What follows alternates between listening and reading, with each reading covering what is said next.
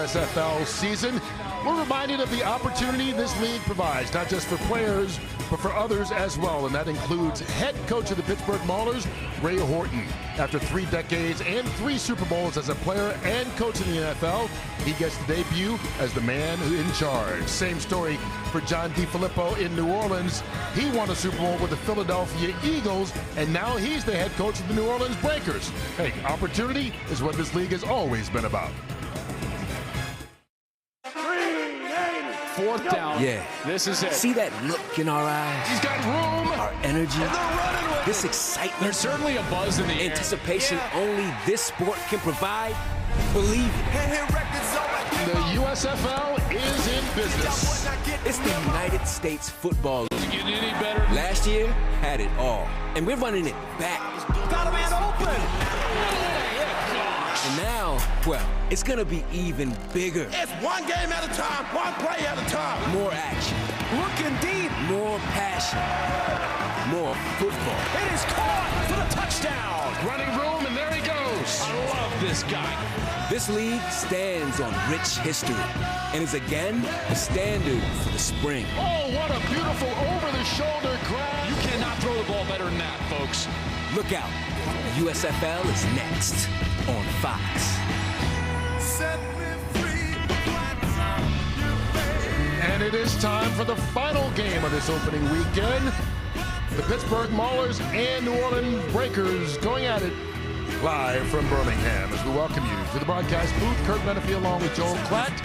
Brock Hewitt will join us in just a second. And, you know, more than 50 players took advantage of this opportunity and got to the National Football League last season from the USFL. This year, it's year 2, and we can already see the difference a year makes in the performance of some of these guys. I've loved opening weekend so far. It's so interesting to me because last year at this moment, we didn't know which teams were any good. And so we kind of had to figure it out as we went. But this year, we're starting to see these teams from the opening kickoff start to dominate. We saw it with Philadelphia and Case Cookus. We saw Birmingham last night in a dominant performance and win here at home. And then how about Josh Love earlier today breaking the USFL record for completion percentage in a game, over 90%. Kurt, he was 18 of 20, so already some great performances here early in the season. At the top of the broadcast, we mentioned the new coaches for each of these squads.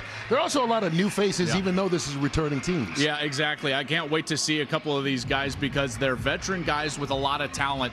First and foremost, let's go above and beyond. Brought to you by Jersey Mike's. We start with the quarterback for the New Orleans Breakers, McLeod Bethel Thompson. This guy is a veteran. He's been in NFL circles for a long time, as well as the Canadian Football League, where he won a Grey Cup as a quarterback. So he comes to New Orleans as a veteran that I think can really lead that passing game with some talented pass catchers around him.